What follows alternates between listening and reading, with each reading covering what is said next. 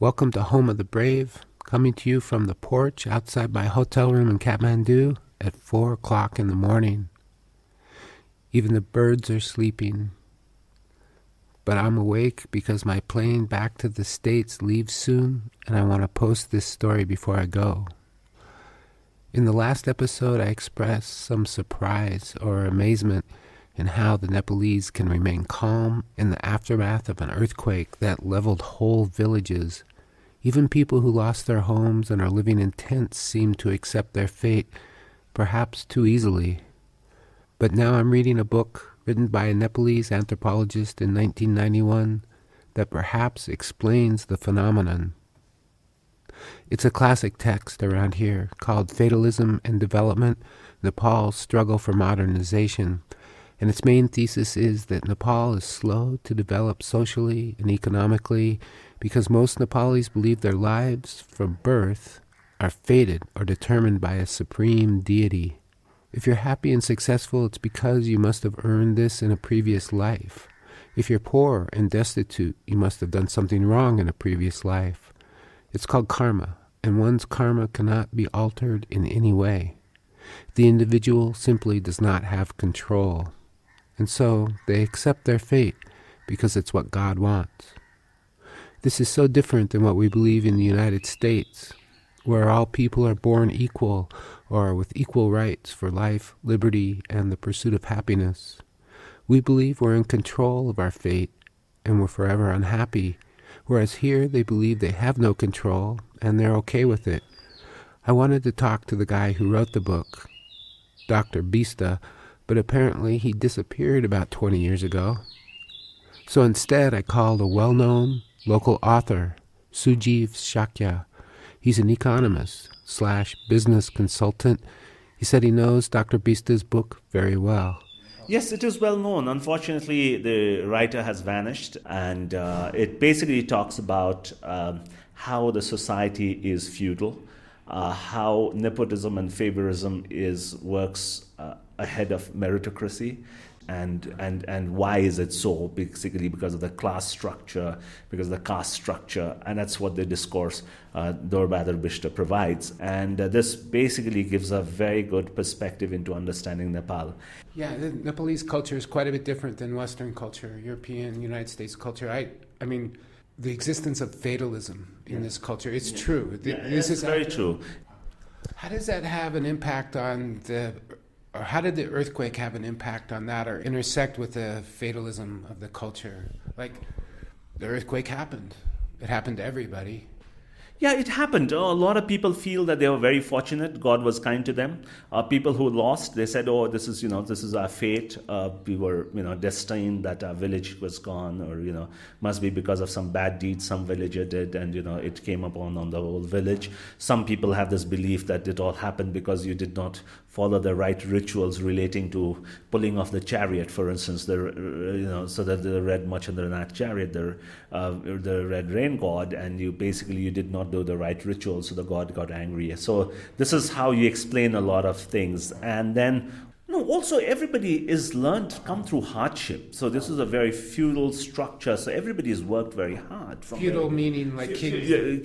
Yeah, you have, even in a village, you would have a village landlord who would be rich, and then the others would be just working. And so people are used to this, and so like when sort of we all have grown up that way. So when this calamity happened, and when sort of we are just needed to sort of look inward and say that, okay, we are going to cook one dish only, rice and something, and we'll eat in paper plates, and we'll just have 3 mugs of water each day to wash ourselves. We did it because we know how to do it, because most of have that resilience inside us, and that's why we responded. And also, when you're alive, you're not only thinking about yourself, you're thinking about what is happening with others around.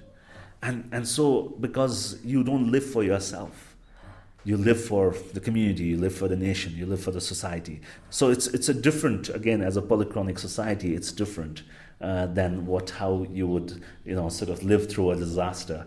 in the U.S. Yeah, as an individual. Yeah, it's very individualistic. In the U.S., yeah. In the U.S., and like I mean, I have seen pictures, after Hurricane Katrina or any of the other disasters that have happened, sort of people just taking away 5 cartons of bottled water and putting in the car.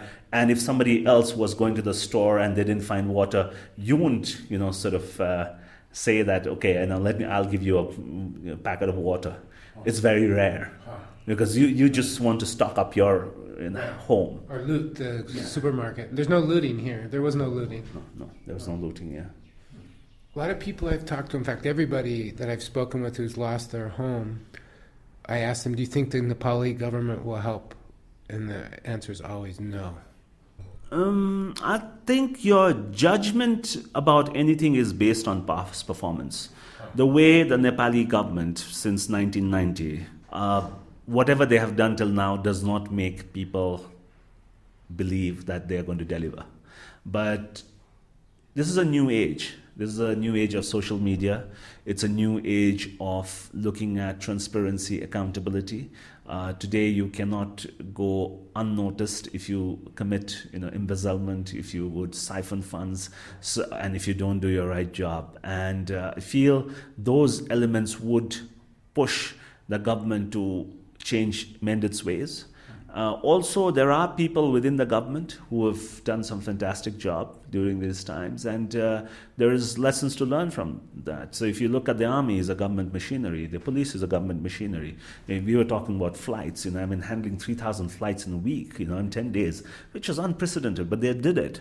And if you look at the telecom, is a government company, Nepal Telecom. They kept the telecom services alive during the most difficult things, providing free calls, free text. So yeah, it's working. So which we never felt it would happen. So there is an opportunity for the government. So I would, rather look at with a positive frame to say that here's an opportunity. Now government needs help to recalibrate, to re-strategize, and to ensure that they can do the job.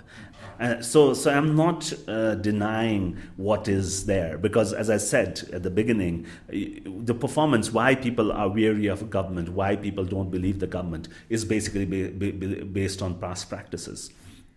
And so the past practices has been that they have treated it as their own personal coffers. The wealth of the country. Yeah, and which stems from the fact that earlier the kings did it, the royal family members did it, the Rana rule did it, as I mentioned in the book, and now it is, a plethora of kings and noble people that are doing it. So it is just the elite capture has just got democratized. That's it. But now, you think social media is really an effective tool? Yes, it is. I think if you look at how the way in which the relief operations took place, the way in which people could, explain how things are moving, what are the need, what is the demand, what is the supply. It was all done based on Facebook, Twitter. Even the government was forced. Like if you look at the Twitter accounts of the Nepal police and others, they kept on talking about we are sending helicopters there. There's a lot of coordination that happened.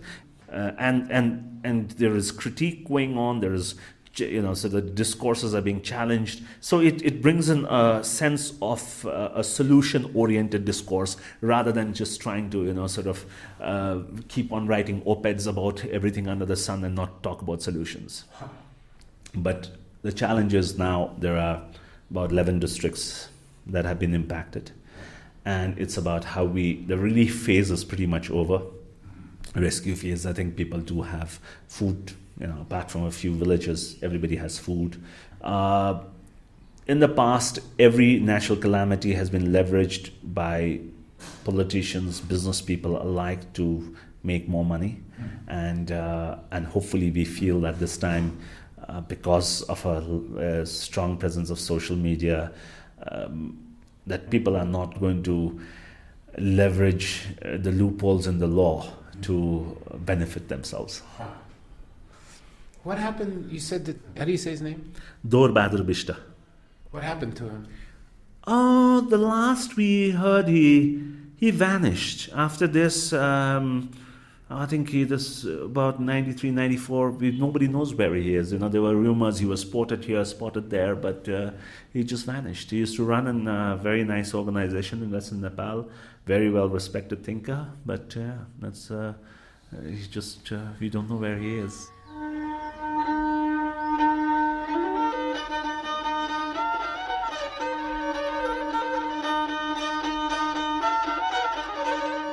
Sujeev Shakya's new book is Unleashing Nepal, and there's a link to it on our website, homebrave.com. I'd like to thank Mr. Shakya for talking to me. I'd like to thank everybody in Nepal for talking to me and tolerating my ignorance. I feel like I learned a lot, perhaps mainly that the Nepalese people are very resilient and they're going to figure things out, rebuild their country, and come back stronger and more prosperous. Or I hope so. It's a wonderful, magical place. Thanks to Cozy Nepal for providing a nice place to stay in Patan, and thanks for listening.